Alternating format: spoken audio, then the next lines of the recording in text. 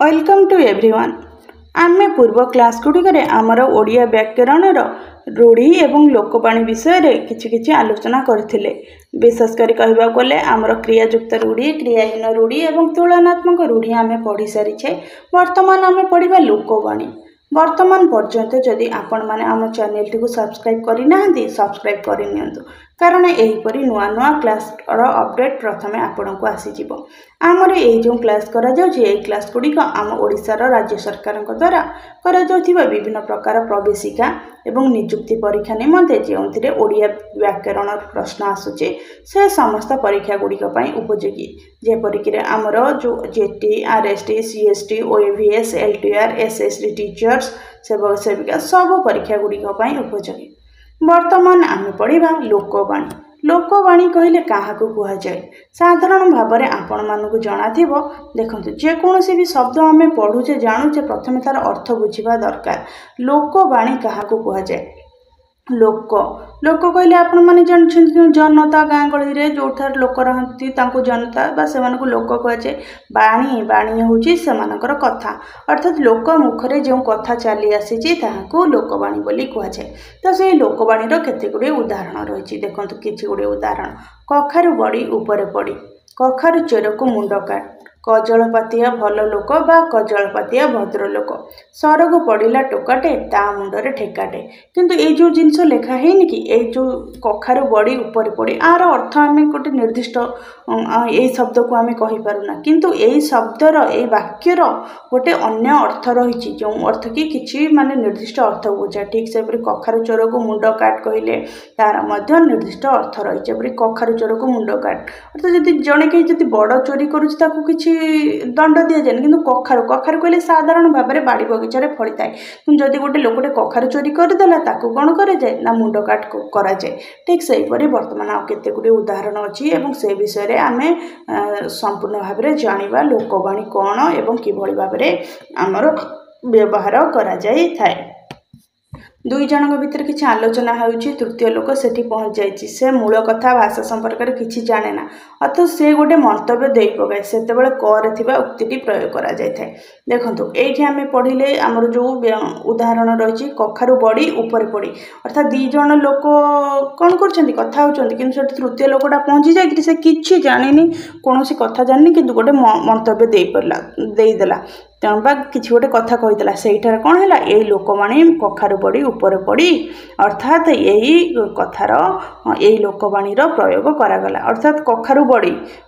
कखार जो बड़ीटा ऊपर पड़ी तैयारी करना ऊपर सडनली माने ऊपर पड़गला कखारु कखारु पड़ी जाए जो चाल थाए, तो सेठारे यही उक्तिटी व्यवहार करा जाए। सेहीपरि आउ जो उदाहरण रही ताहार से भली कई जणे छोट दोषटा करिछि तापाई किंतु कठोर दंडर व्यवस्था होछि। सेउट जन्म नेला ख चिन्हित द्वितीय वाणी, अर्थात छोट दोष गोटे कखारुटे गाँ गली सबुठारे होता है, किंतु गोटे छोट दोष कखारुटे चोरी करदे जदि ताकू कौन कह जाए कठोर दंड व्यवस्था होता है। तेणुक कह जाए कखारु चोरको मुंड काट। सेहीपरि केउंठी दी जनक झगड़ारे मध्यस्थी कले आउ जणे तृतीय व्यक्ति से निरीह अथच से मध्यस्थींकर क्षति होला, सेउठी उठला गरबाणी। अर्थात जितेबाला दुईटी कौन करथिले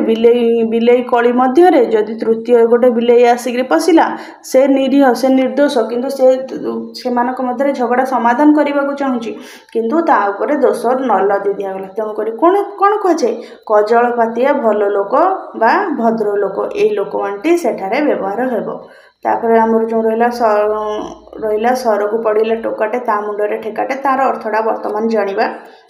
डेंगा ताल गछ को आखि पाऊ नहीं, मन होता आकाश को छुईची, पाचिला तालटे गछरु खसी पड़ुची, ता उपरे टोपी एक आवरण। ताको देखि भावप्रवण लोकटी कहि पकाइला, अरे टोकाटे ठेकाटे पिंधे आकाशरु खसी पड़ला कि एउठु हुए तो घ लोकवाणी चली आसला। अर्थात जितेबाला जो डेंगा गछ रही ताल गछ तादर जो ताल पड़े ताल फल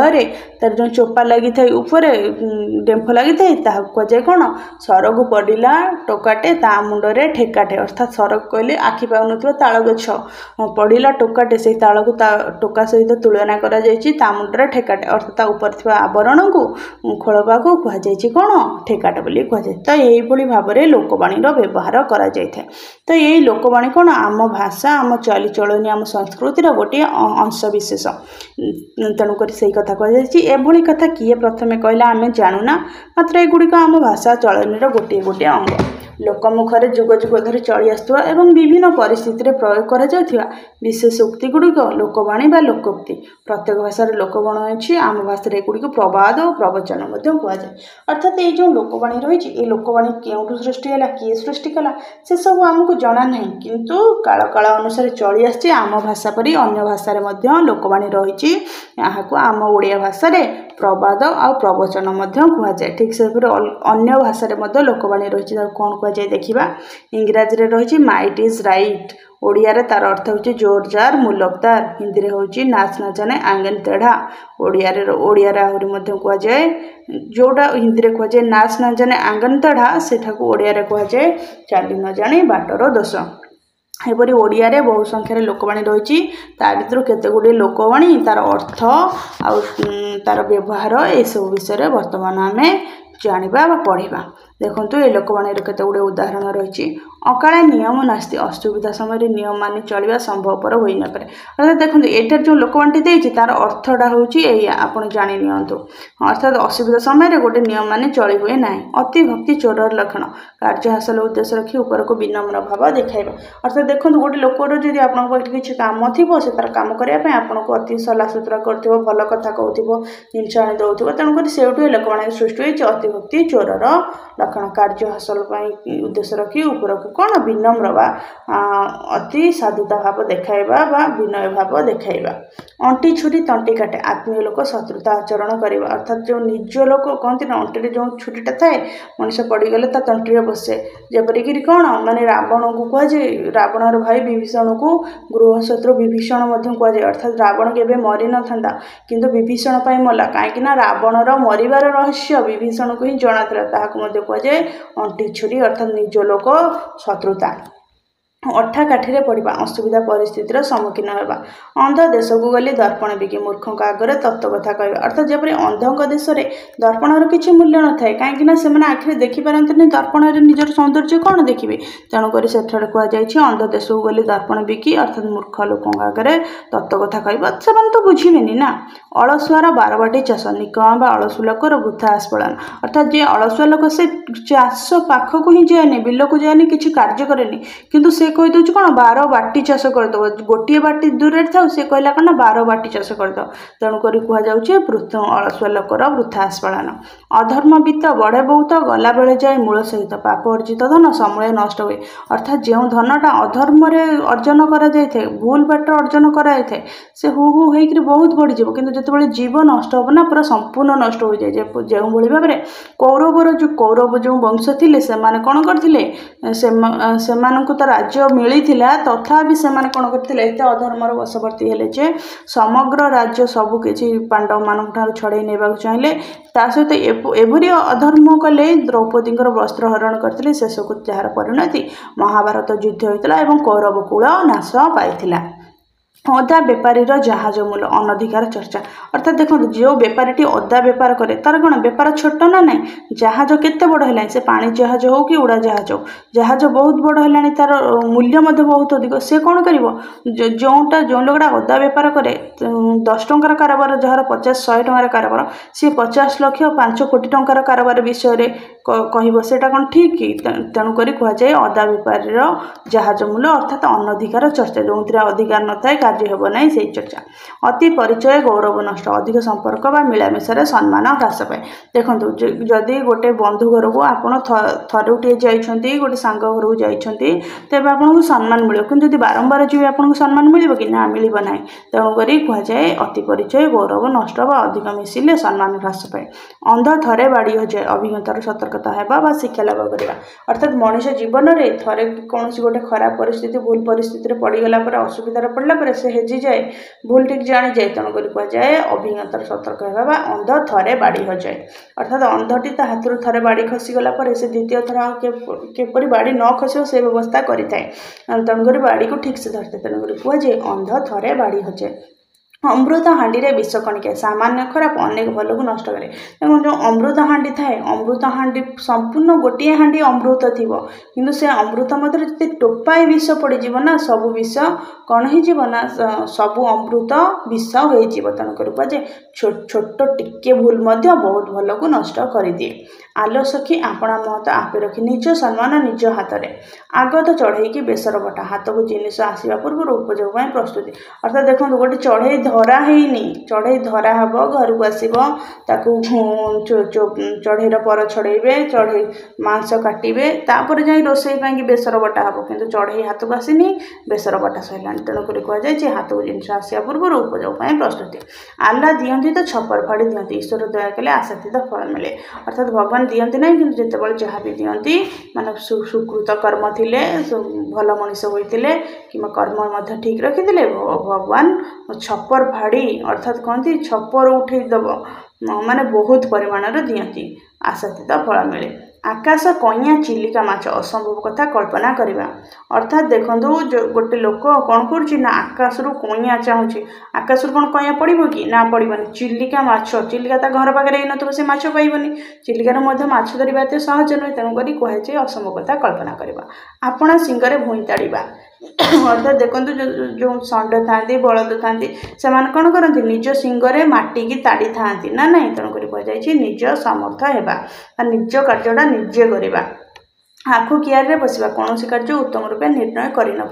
अर्थात देखो आप गोटे थर आखु कियारी को जी आखु कियारी की जावापर गोटे बाटर पशिगले बाहरी पारे खंडे आखु आणवे बोलिक जाइए कि देखिए ए आखुटा भल लगुनि से खंड आखुटा भल होई भाव में आखु आपड़ आनीपारे ना तेणुक कहुए कौन कार्य उत्तम रूपे निर्णय कर न गोटे गोटे आखु थाए खोजी खोजी लास्ट को न आनीपर निर्दिष्ट कौन कर निष्पत्ति नहीं न पार उड़ीगला पड़े चढ़ईर पर गणवा अर्थात अति बुद्धिया गोटे चढ़ई जब बसी थाए तार पर गणवा कष्टकर जदि चढ़ईटा उड़ी जाऊँगी तीव्र गति जाऊँगी तथापि तार पर गणि दि जापे तेणुक कहुए कौन अति बुद्धिया लोक से कार्यटी करे केवल तेणुक कहुए उड़ीगला चढ़ईर पर गणवा ऊपर चिकण भीतर पंपा बाहर सौंदर्यता भीतर शून्यता अर्थात महाकाल फल आपण मैंने देखिथे बहुत नाली टुकटुक अति सुंदर चिकण ता भीतर जो आप फटेदे पूरा कला कला है तार मंजी गुड़ाक शस गुड़ाक बाहर मानते देखिपारे अति दुर्गंध होता है तेणुक कहुए कौन ऊपर चिकण भीतर पंपार अर्थ हो बाहर सौंदर्य थी कि भितर शून्यता थाए ऋषि जटा छिंडाइवा धैर्यवान व्यक्ति अत्यंत क्रोध प्रकाश करवा अर्थात ऋषि जितेबाला माने गोटे लोक को बुझाऊँच यह गोटे पुराण कथा अच्छी गोटे ऋषि को कौन सी कारणवशत ऋषि बुझेबा चाहिए प्रश्नर उत्तर देवापर मूर्खटी न बुझीबार ऋषि रागरे कौन कले निजर जटाटा को छिंडे देले तेणुक कहुए ऋषि सब धैर्यवान ना ना तेणुक कहुए धैर्यवान व्यक्ति अत्यंत क्रोध प्रकाश करवा यार लोकमानटी हूँ ऋषि जटा छिंडाइवा एका माघ के शीत जाए ना दुर्योग केवल थरे आसे ना अर्थात देखो जिते शीत आसी से कौन माघ मसटा वर्षक गोटे थरे आसे कि से वर्ष कौन समय सरी जाए ना सरी जाए ना तेणुक कहुए खराब समय केवल थरे आसे ना अन्य समय परवर्ती वर्ष में आसो माघ मसरे बाघ पर शीत थाए कहुए कौन एका माघ के शीत जाए ना अर्थात दुर्योग केवल थरे आसे ना मन खोजु थाए जहाँ काले प्राप्त हुए था समय अनुसार मन अनुसार फल मिले अर्थात जदि मन चाहूँगी यही जिनसटा मिलू यही कार्यटी यही कार्यटी हो से कार्यटी हेले कौन हुए बहुत खुशी लगे तेणुक कहुए ए मन खोजु थाए जहाँ काले प्राप्त हुए था प्राप्त अर्थात प्राप्त होगा मिलवा ओट मुहर जीरा अधिक आशा कर व्यक्ति को अल्प मिलवा आपण मैंने देखिथे ओट केते बड़ ना नहीं किंतु ओट को जदि गोटे जीराटे दब ता पाटिकी लगे कि ना ता पाटिकी लगे ना ठीक से अधिक जो मनीष गोटे आशा करते जो कार्य हो जिनिस हो जीरा ओट मुहर जीरा दवा पर अल्प टिके जिनस देदेवा कौन कहुए ओट मुहर जीरा औषध रागरे ताटिया कामुड़ा प्रकृत लोक विरोध में किसी कर न पारे अन्य उपर रागिबा अर्थात जो ताटियार जो औषध थाए से औषध को आम कौन करे माने छोटे छुआ कौन करती औषध से खाइबा देले से औषध खाइबा भल लगे किंतु से औषधर किसी क्षति कर न पारे औषध तो पाटे देले ତାଙ୍କୁ ପିତା ଲାଗିବ କିମ୍ବା କଡ଼ା ଲାଗିବ, ସେ ଯାହା ନ ଖାଇପାରିବେ, କିନ୍ତୁ ସେ କ'ଣ କରନ୍ତି ତାଟିଆକୁ କାମୁଡ଼ି ପକାନ୍ତି। ତେଣୁକରି କୁହାଯାଏ ପ୍ରକୃତ ଲୋକ ବିରୋଧରେ କିଛି କରି ନ ପାରି ଅନ୍ୟ ଉପରେ ରାଗିବା। କଷ୍ଟ କଲେ କୃଷ୍ଣ ମିଳେ, ସବୁ ସିଦ୍ଧିର ମୂଳ ହିଁ କଠିନ ପରିଶ୍ରମ, ସାଧନା ହିଁ ସିଦ୍ଧିର ଜନକ। ଅର୍ଥାତ୍ କଷ୍ଟ କଲେ କୃଷ୍ଣ ମିଳେ, ଅର୍ଥାତ୍ ଭକ୍ତି କଲେ, କୃଷ୍ଣଙ୍କୁ ଭଜନ କଲେ, ରାମନାମ ଜପ କଲେ, ପତିତଙ୍କର ସେବା କଲେ, ଦୁଃଖୀ ରୋଗୀଙ୍କର ସେବା କଲେ କ'ଣ ହୁଏ ନା କୃଷ୍ଣ ମିଳିଥାନ୍ତି, ଅର୍ଥାତ୍ ଭଗବାନ କୃଷ୍ଣଙ୍କ ଆଶୀର୍ବାଦ ମିଳେ। ଠିକ୍ ସେହିପରି ପରିଶ୍ରମ କଲେ କ'ଣ ହୁଏ ନା ଯଥାର୍ଥ ଫଳ ମିଳିଥାଏ। କବି ତୁଣ୍ଡ ମେଣ୍ଢା ମୁଣ୍ଡ, ଦୃଢ଼ ବଚନ ବା ଆର୍ଷ ବଚନ। ଅର୍ଥାତ୍ ଆପଣ ଜାଣିଥିବେ କବି ତୁଣ୍ଡ କ'ଣ, କବି ଗୋଟେ ଜିନିଷ ଭାବିକିରି ଦେଖିକିରି ଲେଖିଦେଲା ପରେ କହିଦେଲା ପରେ କ'ଣ ସେଥିରୁ ସେ ଓହରେ ନାହିଁ। ସେ ଠିକ୍ ସେପରି ମେଣ୍ଢା ମୁଣ୍ଡ କ'ଣ ବହୁତ ଟାଣ, ଯଦି ମେଣ୍ଢା ମୁଣ୍ଡରେ ମାରିବ ନା ଗୋଟେ ଲୋକର ମୃତ୍ୟୁ ହୋଇଯିବ, ତେଣୁକରି ଅତି ଟାଣ। ତେଣୁକରି କୁହାଯାଏ କବି ତୁଣ୍ଡ ଯାହା ମେଣ୍ଢା ମୁଣ୍ଡ ମଧ୍ୟ ସେଇଆ, ଅର୍ଥାତ୍ ଦୃଢ଼ ବଚନ ବା ଆର୍ଷ ବଚନ। କଂସାରୀ ଘର ପାରାକୁ କୁଲା ଢାଉଁ ଢାଉଁ, ପ୍ରତିକୂଳତାରେ ଅଭ୍ୟସ୍ତ ବ୍ୟକ୍ତିକୁ ସାମାନ୍ୟ ଭୟ ଦେଖାଇବା। ଅର୍ଥାତ୍ ଆପଣମାନେ ଦେଖିଥିବେ କଂସାରୀ ଘରେ କ'ଣ ହୋଇଥାଏ, କଂସାରୀ ଘରେ ସବୁବେଳେ କ'ଣ ହୁଏ, ବିଭିନ୍ନ କଂସା ବାସନ ତିଆରି ହେଇଥାଏ, ହେଲା କି ନାଇଁ। ଏଇଟା ହେଉଛି କଂସାରୀ କହିଲେ ଦୁଇ ପ୍ରକାର ଅଛି, ଗୋଟେ ହେଉଛି କଂସା ବାସନ ତିଆରି ହୁଏ, ଆଉ ଗୋଟେ କଂସାରୀ କ'ଣ କଂସେଇ ଘର ଯେଉଁ ହଣାଯାଏ, ଛେଳି ଗାଈ ଗୋରୁ ଯେଉଁମାନେ ମାଂସ କାଟିଥାନ୍ତି।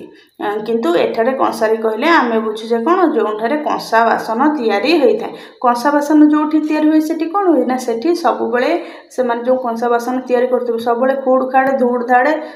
ଜୋରରେ ସାଉଣ୍ଡ ହେଉଥିବ ନା ନାହିଁ। ତେଣୁକରି ସେ ଶବ୍ଦଟା ତାଙ୍କ ଘର ଭିତରେ, ସେଇ କଂସାରୀର ଘରରେ ଯେଉଁ ପାରା ରହିଥାଏ, ପାଳିତ ହୋଇକି ରହିଥାଏ, କିମ୍ବା ସେଇ ତା ଘରେ ଯେଉଁ ପାରା ରହିଥାଏ, ସେ ସବୁବେଳେ ଏଇ ଶବ୍ଦ ଶୁଣି ଆସିଥାଏ। କିନ୍ତୁ ଯଦି ସେଇ ପାରାକୁ କ'ଣ କରିବେ, ତା ଆଗରେ ଆପଣ ଯଦି କୁଲାଟାକୁ ନେଇ ଢାଉଁ ଢାଉଁ କରିବେ, ତାକୁ କିଛି ଫରକ ପଡ଼ିବ କି ନା, ପଡ଼ିବନି। କାହିଁକି ନା କୁଲାର ଶବ୍ଦଠାରୁ ସେଇ କଂସାରୀ ଘରରେ ତିଆରି କରାଯାଉଥିବା କଂସା ବାସନର ଶବ୍ଦଟା ବହୁତ ଅଧିକ ହୋଇଥାଏ। ତେଣୁକରି ସେଇ ପରିବେଶ ପରିସ୍ଥିତିରେ ସେ ଅଭ୍ୟସ୍ତ ହୋଇଯାଇଥାଏ। ତେଣୁକରି କୁହାଯାଏ କଂସାରୀ ଘରର ପାରାକୁ କୁଲା ଢାଉଁ ଢାଉଁର ଅର୍ଥ ହେଉଛି ପ୍ରତିକୂଳତାରେ ଅଭ୍ୟସ୍ତ ବ୍ୟକ୍ତିକୁ ସାମାନ୍ୟ ଭୟ ଦେଖାଇବା। ଅର୍ଥାତ୍ ସେ ପ୍ରତିକୂଳ କହିଲେ ମାନେ ଅସୁବିଧା ସମୟ, ଅନୁକୂଳ ନୁହେଁ,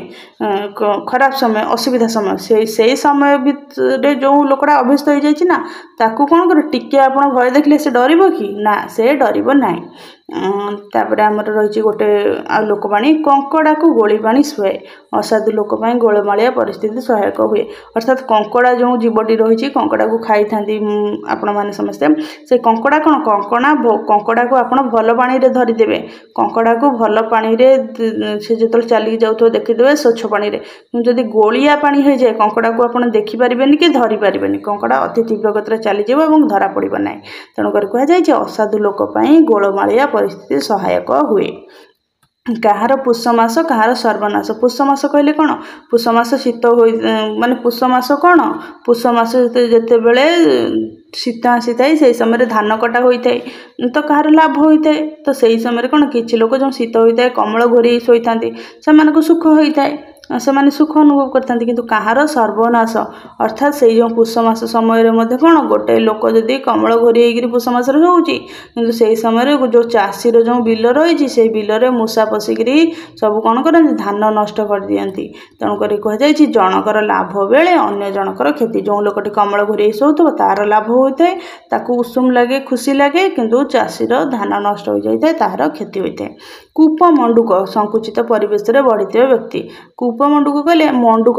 ଅର୍ଥାତ୍ ବେଙ୍ଗକୁ ବୁଝାଏ। କାହାକୁ ବୁଝାଏ ନା, ଆମର ବେଙ୍ଗକୁ ବୁଝାଏ। ତେଣୁକରି କୂପ ମଣ୍ଡୁକ ଅର୍ଥାତ୍ କୂଅ ଦେଖିଥିବେ, କୂଅ ଭିତରେ ଯେଉଁ ବେଙ୍ଗଟି ଥାଏ ନା, ସେ ବାହାର ଦୁନିଆ ଦେଖିନଥାଏ। କାହିଁକିନା ତା ପାଇଁ ସମ୍ପୂର୍ଣ୍ଣ ଦୁନିଆ ହେଉଛି କ'ଣ, ମାନେ ସେଇ କୂଅଟି। ସେ ସେଇ କୂଅଟିକୁ ଭାବେ ଏଇଟା ହିଁ ସର୍ବ ପୃଥିବୀ, ବାହାରେ ଆଉ କିଛି ହିଁ ନାହିଁ। ତେଣୁକରି ସଂକୁଚିତ ପରିବେଶ ଅର୍ଥାତ୍ ଯେଉଁ କଞ୍ଜେଷ୍ଟେଡ୍ ଏରିଆରେ, ଛୋଟ ପରିବେଶରେ, ଅଶିକ୍ଷା ପରିବେଶରେ ବଢ଼ିଥିବା ମଣିଷ କ'ଣ ଭାବେ, ମାନେ କେବଳ ସେତିକି ହିଁ ପୃଥିବୀ, ସେତିକି ହିଁ ଦୁନିଆ, ଆଉ ସେତିକି ହିଁ ସବୁ କିଛି ଅଛି। ତେଣୁକରି କୁହାଯାଏ ସଂକୁଚିତ କଲେ ଅଳ୍ପ,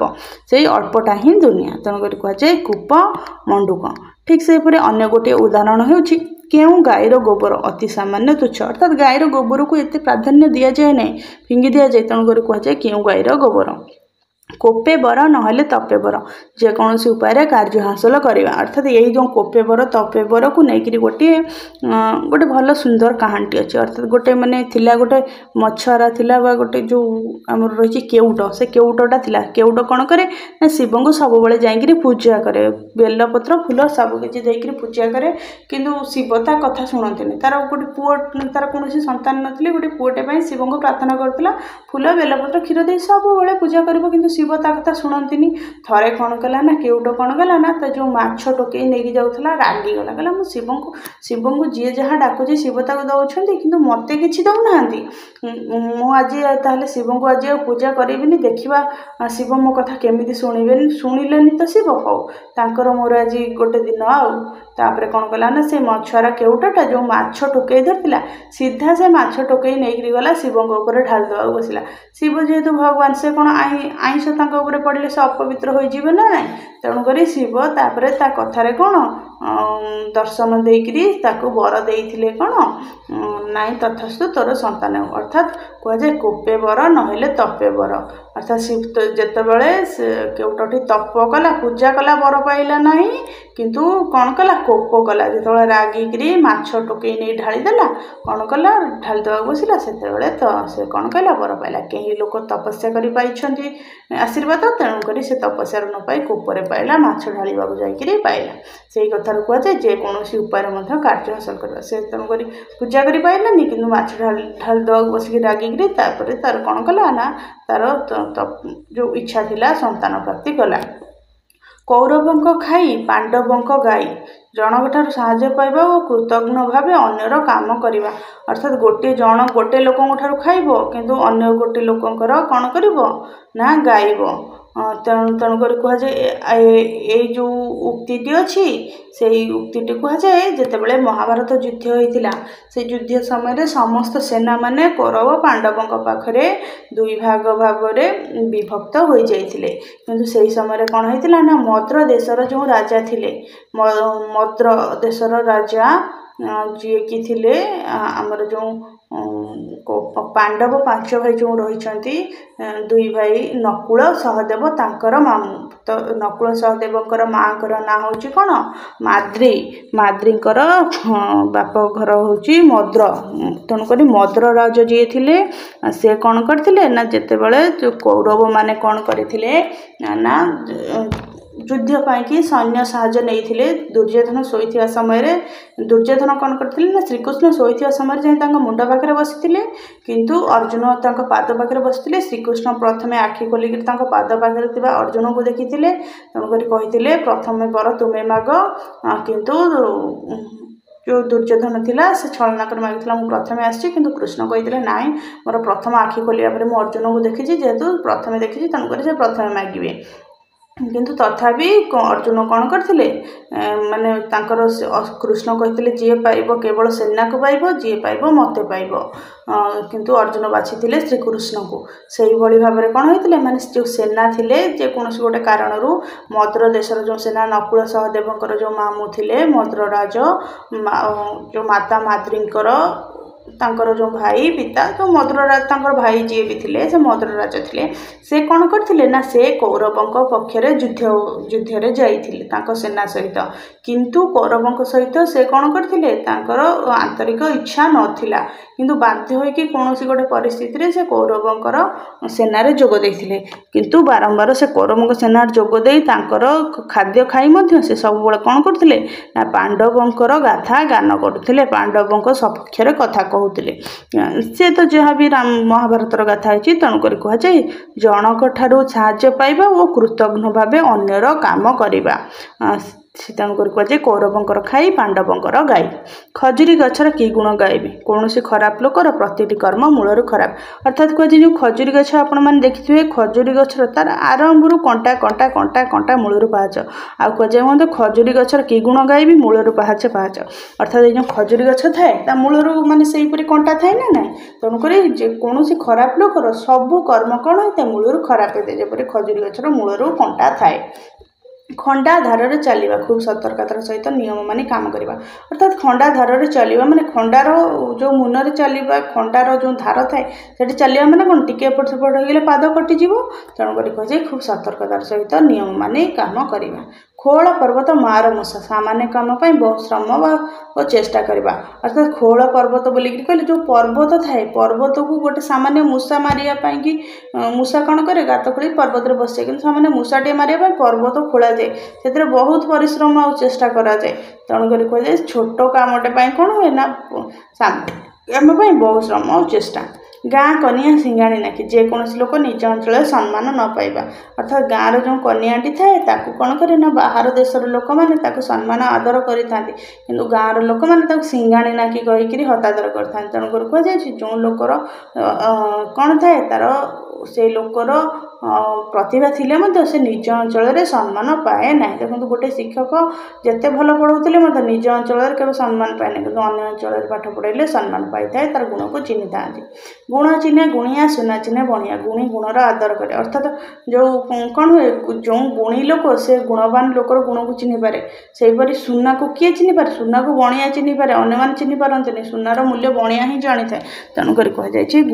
गुण चिन्हे गुणिया सुना चिन्हे बणिया यार अर्थ हूँ गुणी गुणर आदर करे घर दियो न पूजी पर दियो पूजिबा अर्थात निज संस्कृति को अवहेला करी अन्य संस्कृति अनुसरण करवा अर्थात निज घर जो ठाकुर थाए किसी लोग ताको न पूजी बाहर पूजा करते निजर संस्कृति निजर परंपरा को सम्मान न दे अन्यर संस्कृति को अनुसरण करा वर्तमान भारतीय लोक मैंने निजर संस्कृति को छाड़ी पाश्चात्य देशर संस्कृति को अनुकरण करने को चेष्टा अनुकरण कर तो बर्तमान यहाँ आमर लोकवाणी किसी गुड़े विभाग तार उदाहरण क्लास टी बहुत अधिक टाइमिंग अधिक हो जाऊँगी तेणुक क्लास टी को आम ये रखुचु परवर्ती क्लास रे आउ जेतिक जहाँ भी आमर लोकवाणी उदाहरण रही आम पढ़ा वर्तमान पर्यंत जदि आपण मैंने आम चैनल को सब्सक्राइब करना तेरे ताले यहपरि नुआ नुआ क्लास देखापी आम चैनल टी को सब्सक्राइब करनी परवर्ती क्लास रे जेतिक आमर रहा यही लोकवाणी अन्य केते गुड़े उदाहरण ताहा आमे पढ़िबा।